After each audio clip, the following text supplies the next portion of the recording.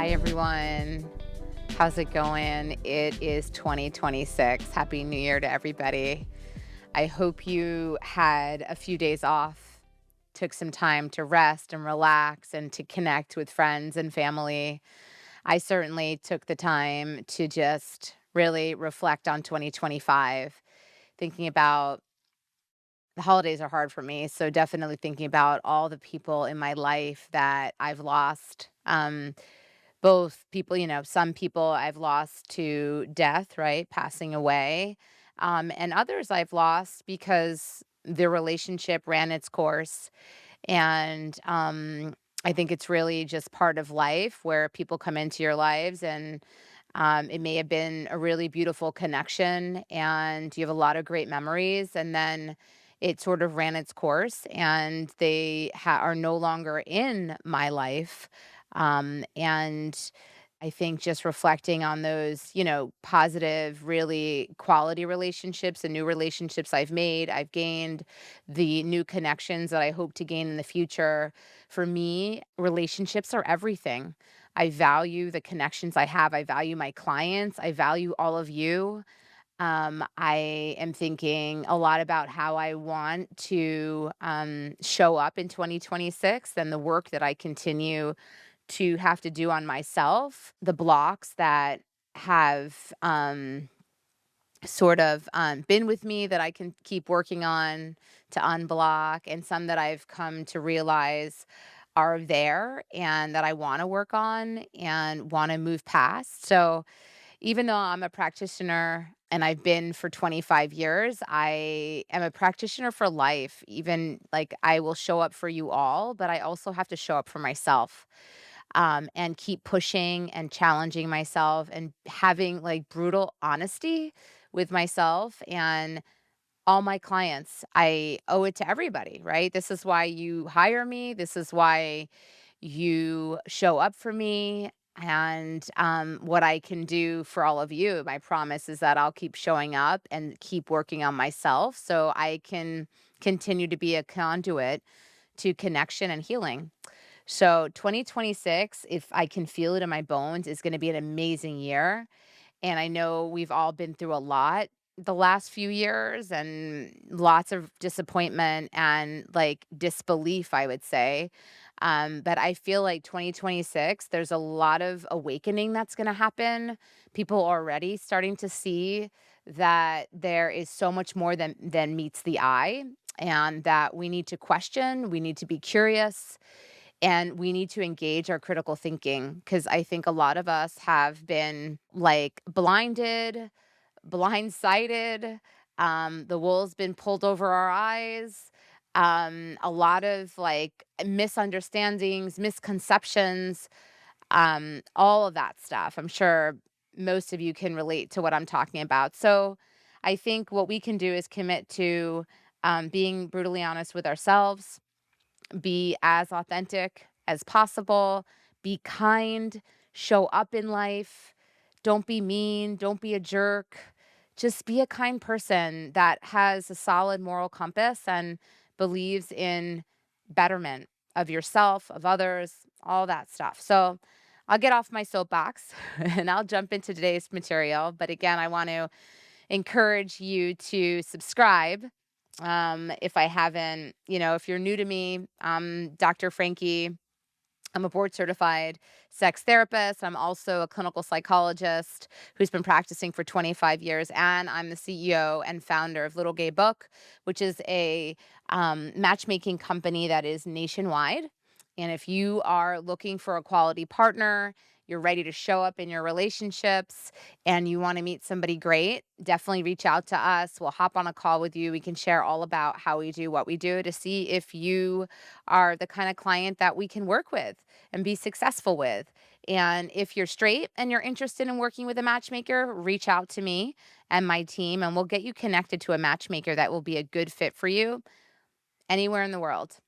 And subscribe, and click on that bell below. And if anything that you see on my channel resonates and you think that you know somebody who could benefit from it, please share, like and comment and all the good things. And let's just jump in to today's topic: why breeding kink is growing in popularity.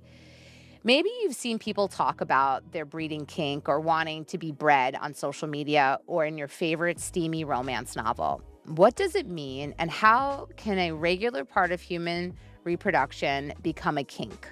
Here's what you need to know about what a breeding kink is and why it may seem as though you're seeing it everywhere recently. What is a breeding kink? A breeding kink is a fantasy that centers around the idea of getting impregnated during sex or impregnating someone else during sex by ejaculating inside of them. The fantasy is less about pregnancy itself or being a parent. It focuses specifically on the moment of ejaculating inside someone.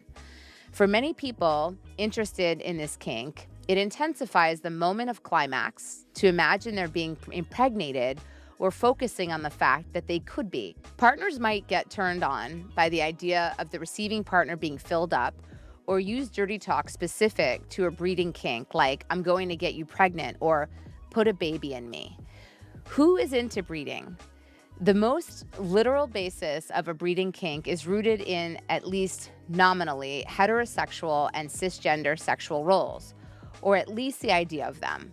At its most basic, a breeding kink draws on the idea of one penetrating partner ejaculating inside another penetrated partner. But that doesn't mean only straight cis people are into breeding. Quite the opposite, actually. A breeding kink is about the idea and associations of getting someone pregnant, not about the biological reality. Chromosomes aren't what's hot about it. Anyone of any gender and with a partner of any gender can act out a breeding fantasy, whether they ejaculate or not. All it really takes is a penetrative sex act and a partner who's into the fantasy too. Why are people into breeding? In many relational contexts, pregnancy is fraught or undesirable, even when it is wanted. Pregnancy is often considered a clinical and or somewhat stressful goal. What about breeding kink makes it sexy for people who are into it? Like all kinks and fetishes, this depends heavily on the people involved and their personal context. But here are a few reasons why people might be into breeding. Ownership and power exchange. In a power exchange context, both partners might be turned on by the idea of the dominant partner owning or possessing the more submissive partner. In some dominant contexts, this might look like having the bottom wear a collar or making rules about how they should behave or what they should wear. In other dynamics, a gesture of possession might extend to the submissive's physical body, like tattooing them in a way that marks them as belonging to the top.